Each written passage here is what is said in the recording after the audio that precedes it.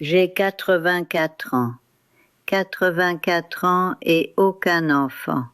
Voilà. Je vous l'avoue comme on avoue un crime, d'entrée de jeu, assis à ma table de cuisine, avec un verre de vin blanc pas trop froid. Et vous allez peut-être me dire que c'était mon choix, que j'ai choisi la liberté, que j'ai choisi ma vie, et vous aurez raison. Mais je vais vous parler de ce que personne ne parle vraiment, le prix caché de cette liberté, cette solitude qui s'accumule année après année, décennie après décennie. Parce qu'en France, on nous dit que la liberté est la plus grande valeur. Simone de Beauvoir, la liberté des femmes, l'émancipation. Mais personne ne vous prépare à ce que c'est de se réveiller à 84 ans et de réaliser que votre liberté a un goût amer, comme une médaille à l'envers. Le goût du silence qui remplit toute la maison, qui remplit toute une vie. Alors restez avec moi, s'il vous plaît. Abonnez-vous. Et si ce monologue vous touche, laissez un commentaire. J'aimerais savoir si d'autres ont ressenti ça. Cette absence qui prend toute la place, ce manque qui grandit plutôt que de s'estomper avec le temps. J'ai commencé jeune, dans les années 50. Paris à cette époque ou la banlieue.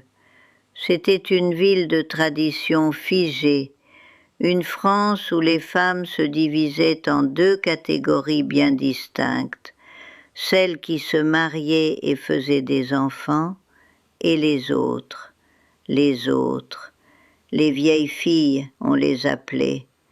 Le mot était lourd, presque contagieux, comme s'il pouvait s'attraper à proximité.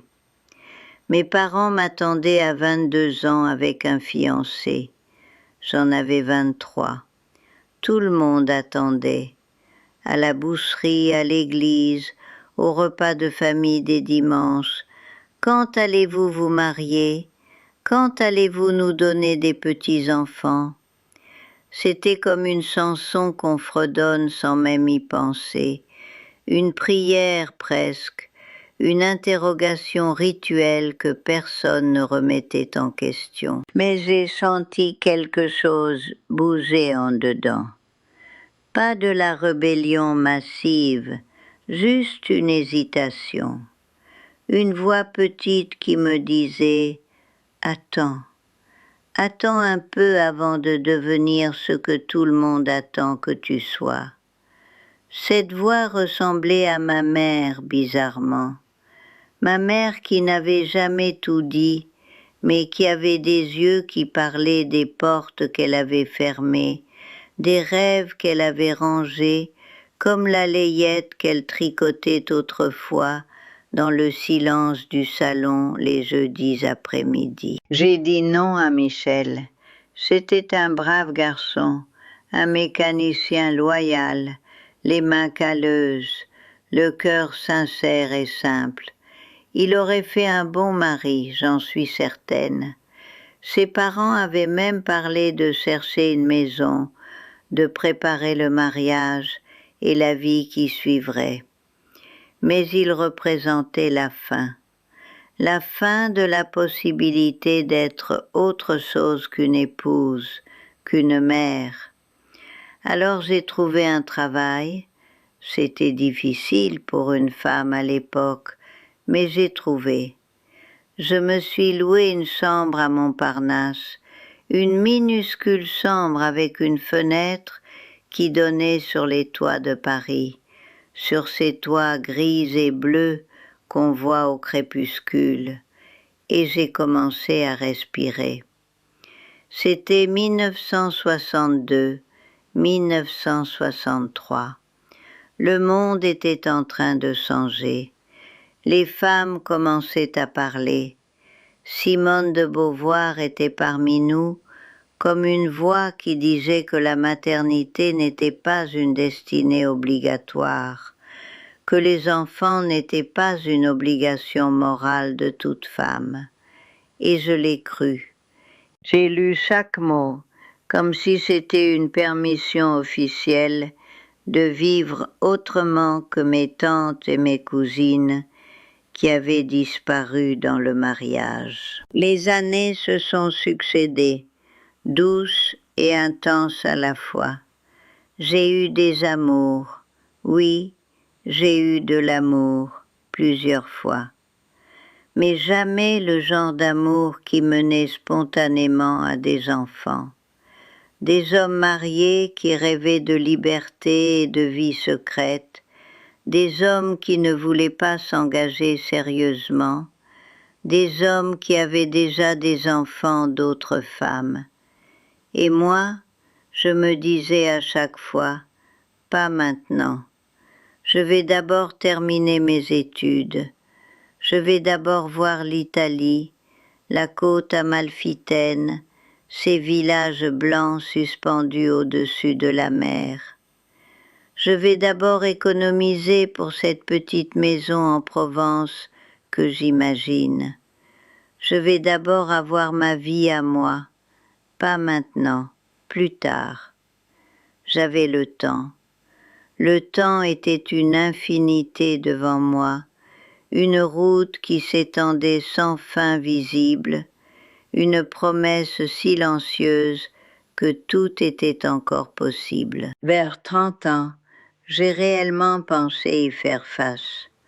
Il y avait un homme, Philippe, qui aurait peut-être accepté une vraie vie ensemble. Nous aurions pu, les conditions étaient presque bonnes. Presque. Mais il a fallu qu'il soit muté à Lyon pour raisons professionnelles et je ne l'ai pas suivi. Je n'ai même pas vraiment envisagé de le faire. J'avais un emploi qui commençait à me plaire. J'étais secrétaire de direction, une position rare et précieuse pour une femme à cette époque. Une indépendance que j'avais chèrement conquise, morceau par morceau. Et je me suis dit, ce n'est pas le bon moment. Il y aura d'autres occasions.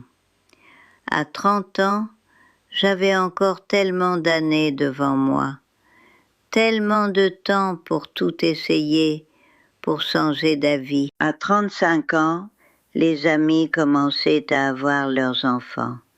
Joël qui avait 2 garçons, Claire qui en avait 3, Martine qui était devenue une mère de famille complète avec tous les accessoires, la poussette, les couches, les cris la nuit, l'épuisement des femmes qui donnent tout.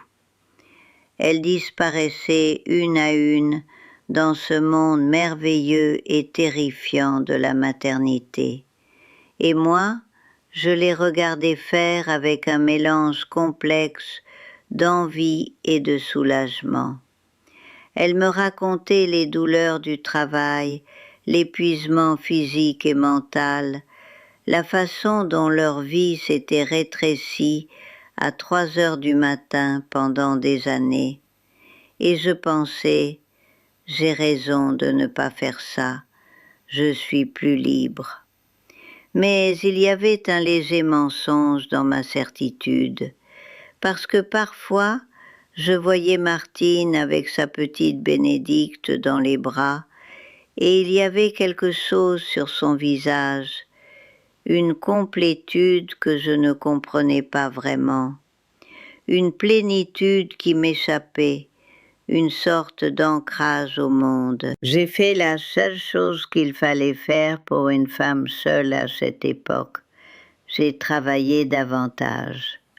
J'ai grimpé les échelons de la hiérarchie de bureau, ce qui n'était pas facile pour une femme dans les années 70. J'ai eu des promotions. J'ai économisé de l'argent, 1 000 francs par mois dans un compte à la caisse d'épargne.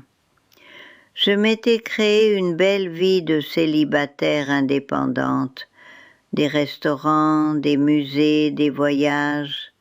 Chaque année, au moins une semaine en Italie, en Grèce, en Espagne. J'allais voir la mer, ces paysages qui me rajeunissaient chaque fois. Et c'était vrai, c'était vraiment vrai. Je n'étais pas malheureuse, je me le répétais souvent pour m'assurer que je le pensais vraiment, que j'avais fait le bon choix. Mais il y a ce moment, autour de 40 ans, où le refrain change complètement. Ce n'est plus « pas maintenant, plus tard », c'est soudain « oh non, ça ne va pas arriver maintenant ». Et cette réalisation ne m'a pas tordu l'âme d'un coup sec. Non, ça s'est fait graduellement, comme une pluie fine qui s'infiltre partout, jusqu'à ce que tout soit mouillé de l'intérieur, jusqu'à ce qu'on ne sente plus vraiment l'humidité. Les Noëls ont changé. Je ne remarquais pas la première année où je n'ai pas reçu d'invitation pour passer Noël en famille. J'ai passé seule et c'était presque libérateur. J'ai écouté de la musique classique à la radio, j'ai mangé du foie gras seul à ma table, j'ai regardé les réveillons à la télévision. Mais l'année suivante, et la suivante, et la suivante après ça, le silence s'est accumulé comme de la poussière. Parce que les enfants des autres grandissaient, passaient du statut de petits-enfants à jeunes adultes, puis à adultes avec leur propre famille. Et les invitations allaient à ceux qui incarnaient la continuité, à ceux qui pouvaient amener 3 générations autour d'une table de fête. Les tables de Noël se refermaient, et moi, je restais dehors, dans le froid de la période festive, une spectatrice permanente. Les dimanches aussi. Je passais régulièrement devant l'école primaire de mon quartier. L'école de la paix, elle s'appelait. Et j'entendais les enfants qui criaient à la récréation, jouaient à des jeux que je ne comprenais plus, riaient de rires aigus qui perçaient les murs. J'entendais les voix des mères et des pères qui venaient chercher leurs petits à 4h30, et je me demandais, c'est ça que j'ai refusé, ce bruit, cette vie bouillonnante, cette appartenance à quelque chose de plus grand que moi-même, ou bien était-ce une chose dont je n'avais jamais vraiment voulu, une illusion de la société. Le silence s'est épaissi graduellement.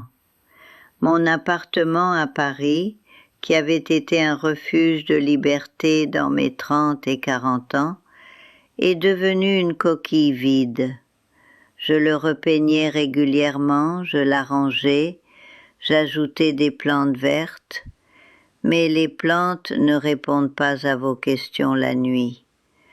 À 50 ans exactement, j'ai senti la première douleur réelle. Ce n'était pas de la dépression clinique, c'était de la conscience foudroyante. La conscience qu'il y avait une porte que j'avais refermée et que même si je pourrais théoriquement l'ouvrir, l'autre côté avait changé. Le temps avait rétréci ma fertilité jusqu'à ce qu'elle ne soit plus une possibilité réelle. J'ai travaillé jusqu'à 65 ans. C'était en 2007. À ce moment-là, j'aurais pu vendre mon appartement à Paris et acheter cette maison en Provence dont j'avais rêvé pendant 30 ans. Une maison avec un jardin, de la lavande, une terrasse où on prenait l'apéritif le soir en regardant le soleil se coucher sur les collines. Mais voilà le problème. J'avais le temps maintenant, mais plus de raison pour laquelle le temps aurait importé. Pas d'enfants qui viendraient passer l'été, pas de petits-enfants qui feraient du bruit chaotique dans cette maison de rêve. Juste moi et ma liberté, qui avait maintenant la texture d'une solitude profonde et silencieuse. J'ai eu une amie, Claudette, avec qui je travaillais. Elle avait 3 enfants, 7 petits-enfants. Son mari a eu un accident cardiaque à 70 ans, mort subitement, presque sans souffrance. Et après sa mort, ses enfants se sont occupés d'elle. Pas de maison de retraite. Ils se partageaient les semaines. Une semaine c'est l'aîné, une semaine c'est le cadet, une semaine c'est la cadette. Elle était constamment choyée, demandée, souhaitable. Et je l'ai observée, cette Claudette que j'avais un peu jalousée autrefois, parce qu'elle était enfermée avec ses 3 moutards.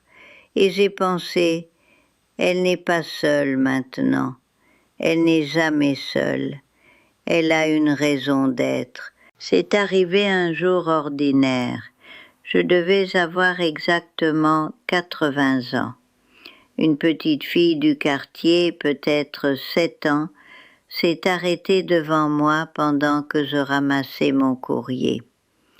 Elle m'a regardée avec la curiosité naturelle des enfants.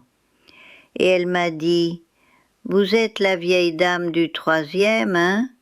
Celle qui habite seule avec ses plantes ?» Et puis elle s'est sauvée en courant.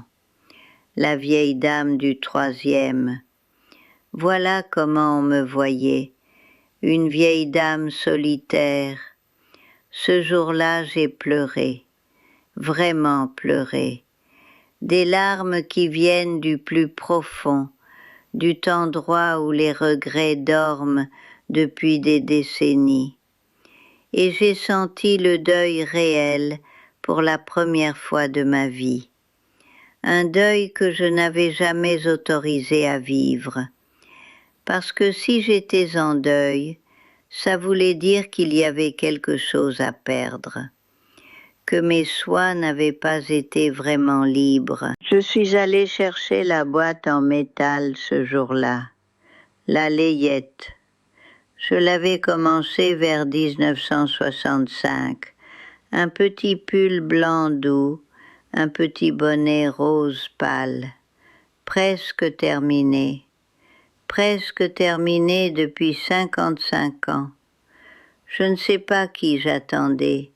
Un enfant qu'on aurait adopté, un enfant qu'un amoureux aurait amené, un enfant miraculeux, je ne sais pas. Mais j'avais attendu. Et en attendant, j'avais construit une autre vie tout autour, jusqu'à ce que l'attente ait étouffé la possibilité. Maintenant, à 84 ans, je comprends quelque chose. Ce n'est pas que j'aurais dû faire des enfants, ce n'est pas une morale simple, ce n'est pas non plus que je ne regrette rien, je regrette profondément dans les fibres de mon cœur.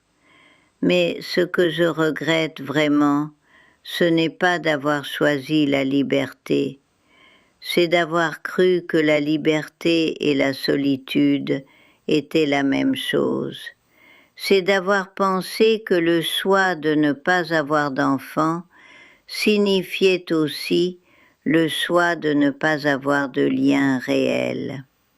C'est d'avoir attendu les moments parfaits au lieu de vivre les moments imparfaits qui étaient là, devant moi, simples et accessibles. Je parle avec mes voisines maintenant. Paulette, Thérèse, nous prenons le café. Et je me sens moins seule, pas parce que je suis entourée, mais parce que je reconnais que la solitude était un choix que j'ai fait, jour après jour, année après année.